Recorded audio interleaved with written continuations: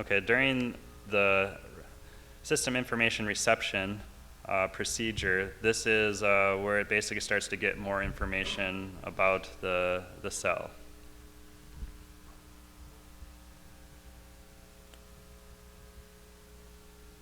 I don't think we need to go into too much information here, but the point being that after this, at this point, the whole time the UE is just hearing, it's only receiving. So at this point, it now has enough information to start the transmission.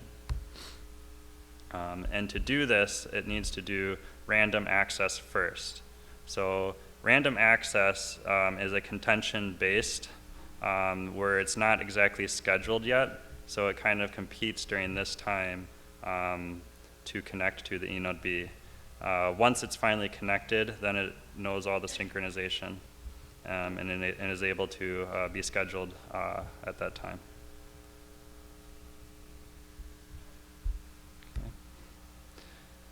Okay, so after the UE finally attaches, it's going to be assigned bearers from the EPC. And this is high level of what that kind of looks like. So you have the actual bearer is between the UE and the packet gateway. And then you have different bearers in between that.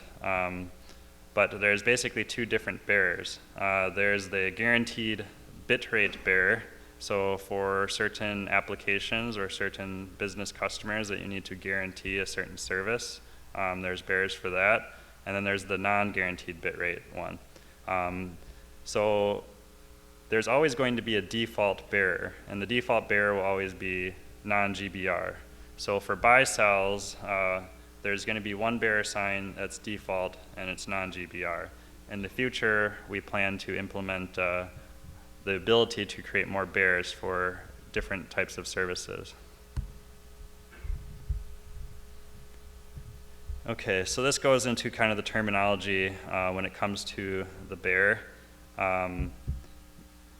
So you have an APN, and you'll notice that in the UE, you'll get an IP address under something called APN1. So this indicates that there is one APN, and that's where the IP address comes from. If you have multiple, you can have multiple bearers in a single APN. So with one IP address, you could have multiple bearers for different applications. You can also have multiple APNs as well. So one thing that we're planning on doing in the future as well is to create multiple APNs, multiple IP addresses, because currently you just have one IP, and the challenge is with that you can't assign a separate management IP, which is popular in the WISP network.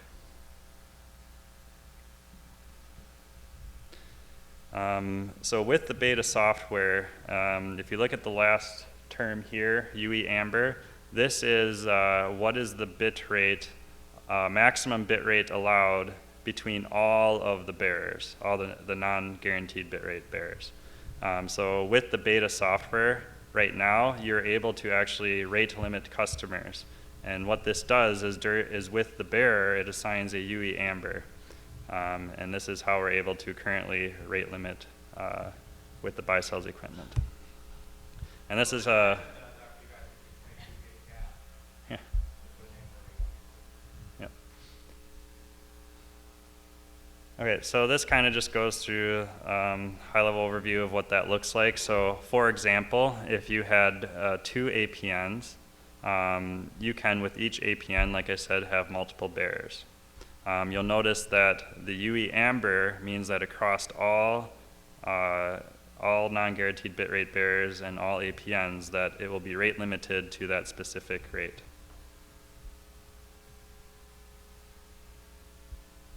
Okay. All right, now we'll talk about the schedule request procedure. So whenever the UE needs to send data, it needs to request this first. So this kind of shows a diagram of that process. And currently with LTE, you'll notice that it could take up to 20 milliseconds for this to happen. So that's kind of where the added latency comes from. So one thing is if it's denied, so the UE is going to schedule a request. If the UE is too busy, or the ENOB is too busy, it's possible that it won't be, it won't be granted that request. So there's certain timers that can take place, and it could take a while. So we've noticed with a couple operators that have higher interference issues that there's been issues sometimes where the UE might drop out, it seems, or bottom out, where there might be a period of time where it's connected, but it loses internet access. And this is one example of why that may happen. So if there's high interference, there's potential issues where it might not be scheduled because either ENOB's not hearing that right, or we'll talk about that a little bit later in detail as well. With LTE, you can actually assign different scheduling algorithms. So by default with LTE, with our product, we're using round robin. So this is the most simple scheduling algorithm. It's just first come, first serve. It's not very complex at all. There's also a couple other ones that you can use that we are currently implementing. I think the one that would be of most interest would be maximum throughput, because this will basically assign the highest priority to the best connected users. So if you're looking for the best total aggregate throughput, maximum throughput would be the best scheduler to select. The other one, PF, is a little bit more complex, but it kind of averages, what throughput they're getting, and then as well as puts into equation the MCS levels. So it tries to be a little bit more fair with that. Okay, so one thing that's a little bit different too is the uplink power is actually controlled by the eNode-B. So, and if you could think, with your cell phones, you always, they want to make sure the power is always low. So if there's no traffic going across the link, you'll notice that the TX power is typically dropped down. And so what the eNode-B does initially is it will set a target SINR. So the UE will increase power until it reaches it. And at that point, the power depends on how much data is being pushed. So if you are recording what the MCS levels are during installs, one thing I would recommend is check what is the uplink MCS while running an uplink speed test, because that's going to give you the most accurate MCS readings.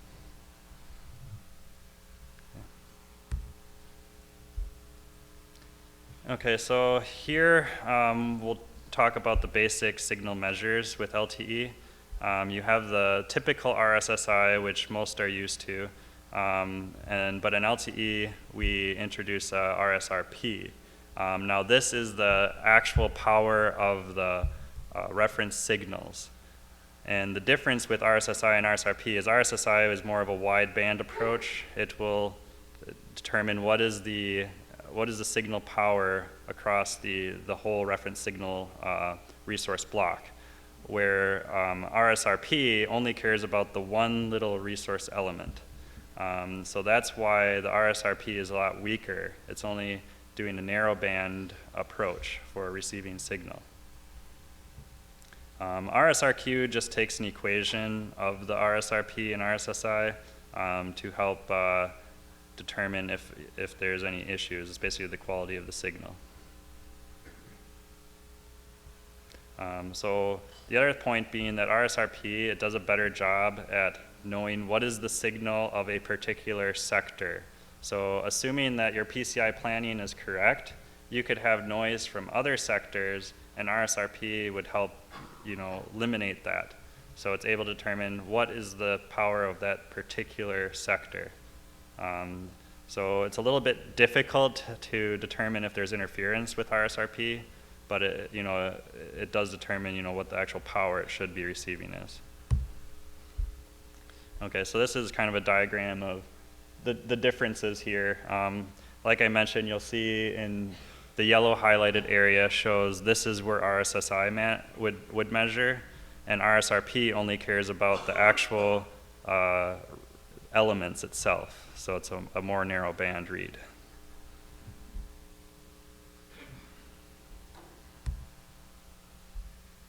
The other signal measures are SINR and CINR. So typically, and at least with our equipment, they're very similar, and for the most part, they'll pretty much be the same. The one thing that the CINR, and that's typically in LTE what we'll ask for, what is your CINR? The difference is that CINR, for the most part, tries to mitigate the interference. If the two signals are like drastically different, that could indicate that there's some interference issues, but for the most part, they'll be the same.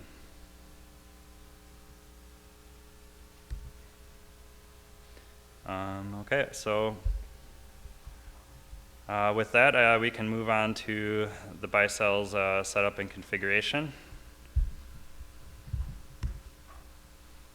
Okay, so if anyone's been to a roadshow, some of these slides will be a bit similar, but we'll kind of walk through that again. So the ordering, it sounds like most of you have already purchased, so this should be pretty easy. But the only thing that we don't include when you order the base station is the power, the Ethernet, the antenna cables, the antenna, and then the lightning arresters. We do include GPS. We try to include as much as possible, even the weatherproofing. And the CPE is pretty typical, as any CPE comes with a PoE in the mounting hardware. And one thing to make sure everyone knows is you do need to order SIM cards with it. It does not come with it. Okay, so the whole idea of our solution is to try to be as plug and play as possible.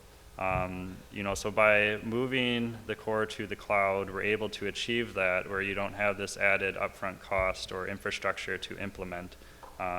So for the most part, it should be out of the box, power it on, plug it into the internet, and it should activate and turn the RF on at that point. Isn't that reversed? Plug it into the internet first, then power it on? Sure. Either way is fine. Eventually it'll get online.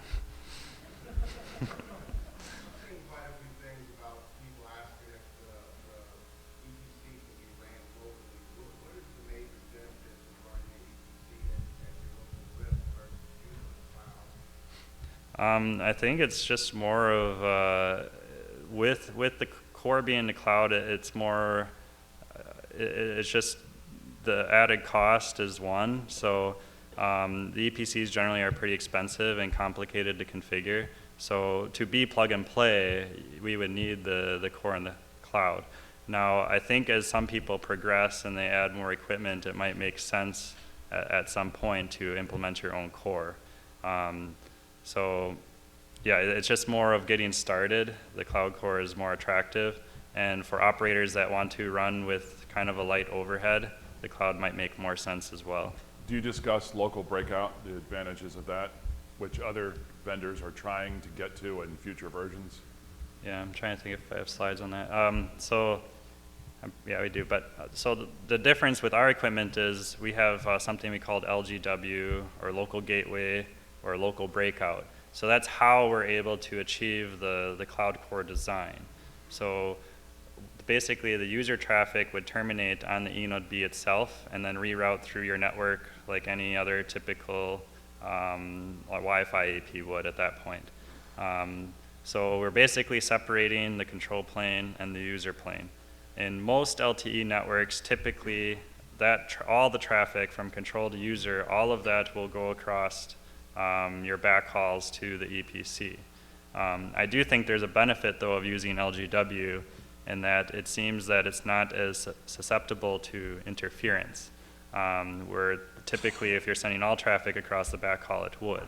So I think if anyone's deployed EPCs before, S1 drops are kind of an issue if your backhauls are not very good. Our equipment typically doesn't have that problem.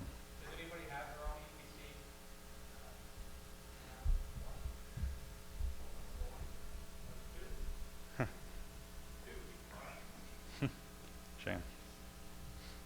Okay, one thing to note is if you went through that procedure and it's not active, we did find that some base stations that were shipped before November, so some distributors might still have some, that they had the wrong config on them, unfortunately. So if they don't plug and play like they should, you just have to contact support, and then we will help, fix that for you. Here's the power cable assembly. It sounds like most of you have already done this. It's a pretty simple design, just simply 2 screws to terminate the power cable. Just one thing to note is we do have pre-terminated options, so if that's preferred for you guys, just have one pre-terminated. We do have that available through our distributions.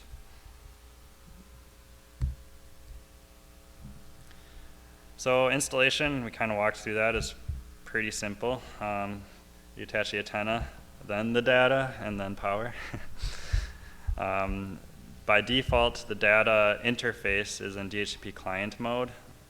So if you do not know what that IP assignment is, you could simply plug into the management interface to configure it if you need to. So the management interface is pretty much just used for on-the-bench configuration. I think there might have been some confusion on that. So when you're actually installing the eNode B, you really only need to run one Ethernet cable, and that's just to the data interface.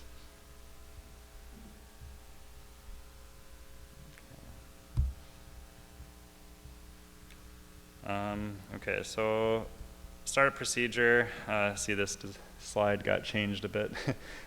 So typically, what you look for is when the eNode B will start up. Let me get this here. So the first thing is IPSec should be connected. So that's the very first thing you look at. If IPSec is not connected, it simply will not connect to the cloud core, and it will not be active. If the cell status is inactive, the RF is turned off, so there is no way for a UE to attach. So pretty much the procedures here are connect to the IPSec, connect to the MME. It will verify if GPS is plugged in or not. If it's plugged in, it will then attempt to synchronize. And then once all that happens, the eNode B will become active.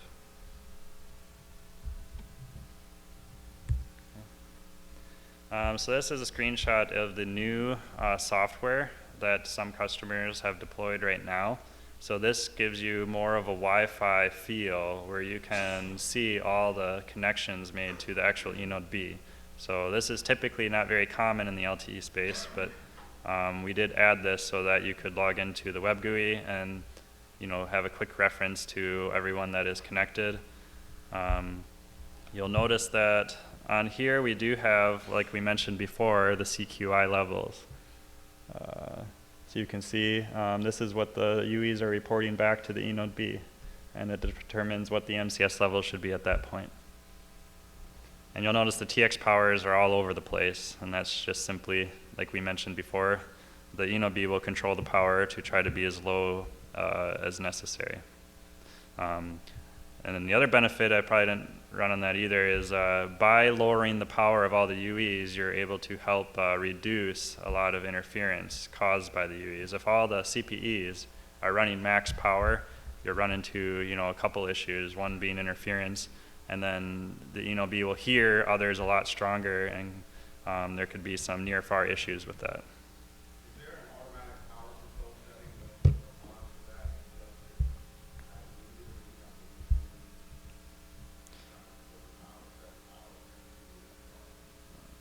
Yeah, see, the CPE doesn't decide what the power is going to be. The eNode B does that, so there's some formulas and calculations done. So depending on the signal strength and how much throughput is being used, that all comes into equation to determine what the actual power is going to be.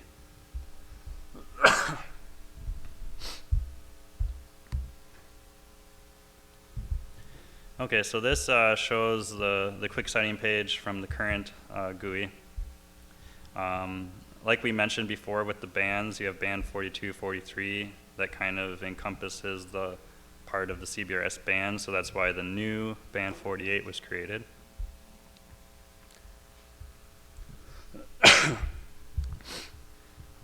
So you'll also notice that when you're selecting your frequency that there's 2 numbers associated with that. And that's called the RFFCN number. So in LTE world, it doesn't connect with, referring to frequency based on the actual frequency. It bases it off that actual RFFCN number. The reason for that is that multiple bands can use the same frequency. So each band has to have their own RFFCN to distinguish. So right now you'll see 44190 is part of band 43. Band 48 would have a different number associated with that frequency. Okay. Current options are 10 and 20 megahertz channels. PCI, like we mentioned, that's also very important, and we'll go through that later. So just know that PCI is of equal importance as frequency when you're doing your planning here. Some of the fields like cell ID, MMEIP, PLMN, and TAC, we kind of mentioned those terms earlier, but those are pre-programmed for our cloud EPC. So those are parameters that shouldn't be adjusted. In future software, we'll actually gray that out if Cloud Core is enabled so that there's no mistakes entered there.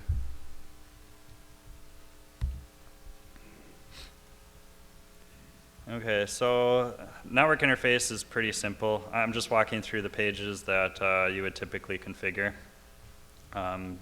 Like I mentioned, management's really only necessary for initial configuration.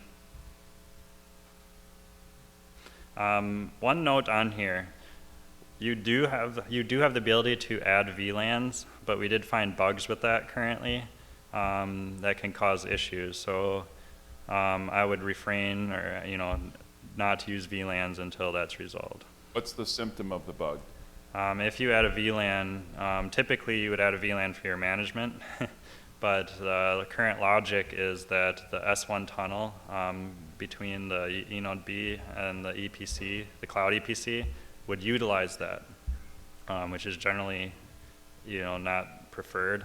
And for whatever reason, that seems to cause issues. When you reboot, sometimes it doesn't reconnect correctly.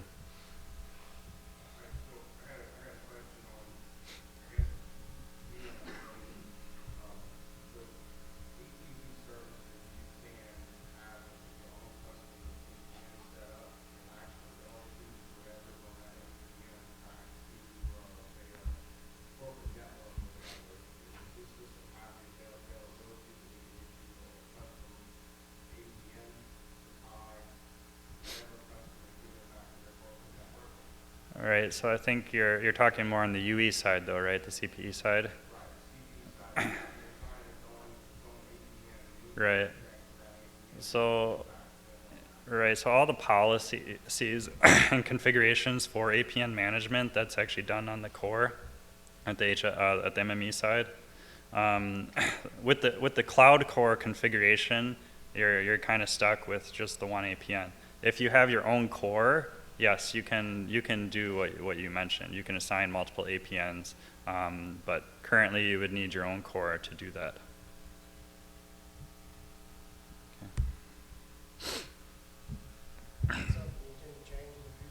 Yeah. So I mean, obviously the biggest thing people are looking for is a separate one for management, and so yeah, we have a high priority on doing that. So this is the LGW page. So we have a few options starting with the beta. Now, one thing to note is, first of all, with the cloud EPC, you do require that LGW is turned on.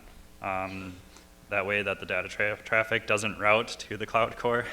If it does, the cloud core would just simply drop the traffic. So by default, you'll have NAT mode. NAT mode as it reads all the traffic from the users would share the same IP address as the eNode B. We have a router mode, which allows you to assign a subnet to the air interface. So you can have a separate network and be able to route to the actual CPEs. You can also statically assign the CPEs IP addresses using the IMSI IP mapping. So with most customers being on the commercial release, the stable release of software, those are the two modes that we have. Thank you.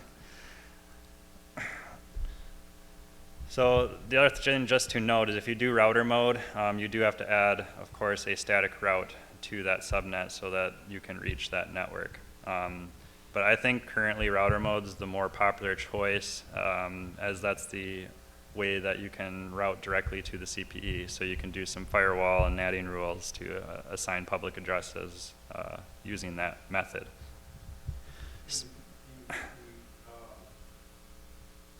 Transparently pass a public IP to the customer, like, Yeah, I'll get to that. And that brings up the bridge function. So we have what we call bridge mode that we implement in the beta. So just to note, the bridge mode is not technically a transparent bridge. So to go on to that, as we kind of showed with the diagram, the EPC has to assign an IP address to the UE. So you'll notice that when you install a customer or look at the UE, you'll see a 172.16 address that's associated to that UE. You have no control over that IP of what that will be assigned, and that network is up in the cloud. So to make this a kind of a coreless solution, we have to implement LGW. So with bridge mode, what we implemented there is you could think of it as a kind of a layer 3 DHCP relay. So when you switch it to bridge mode, it will every UE that attaches, it will do a DHCP request. So if you're using DHCP to assign IPs to your customers, this method would work. It would basically, grab an IP address for every UE, and then it will forward. It does a one-to-one mapping between that IP to the IP that's on the UE. Yeah. So yeah, as far as transparent bridge, so I think that bridge solution works for most layer 2, situation networks. The only disadvantage with that is that the customer won't see, right? So if you're using public addresses, the customer will not see that on their router or CPE. They'll see the private address, but again, that private address is translated before it leaves the eNode B. And typically the only issues we've seen with that are with VoIP, but if the VoIP server, if you're using NAT-T, NAT transversal, there's no problem with it. Really the main only issue we found is anyone trying to do PPPoE. So currently, being that it's not transparent, PPPoE is not possible with this mode. So we're introducing later, we'll introduce another method for layer 2, which the only way to do that in the LTE network is to do a VPN over the top. So we plan to implement a VXLAN as the protocol.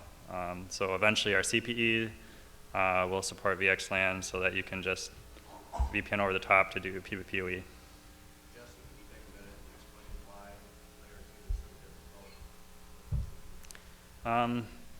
Yeah, well, if you looked at, and maybe I can run back quickly to the actual core diagram, because I think this will,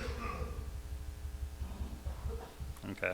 So with the cellular networks, they don't typically care about layer 2. All the traffic for the UEs will end up going to the P gateway, the PDN gateway. And it, so also they can, add 2G and 3G traffic through here as well. But, as we showed, like the history and how that progressed with the very first core, these carriers do not care, right, for layer 2. This is something that's more ISP related. So when it comes to layer 2, that's just something that was never thought of for the LTE standard. Technically, there is a layer 2. That bearer is a layer 2, but it's a layer 2 to the P gateway. There has to be a gateway, right? So if you want to layer 2 past that gateway, for PPPoE authentication, you would need another layer over the top. I was talking more about UV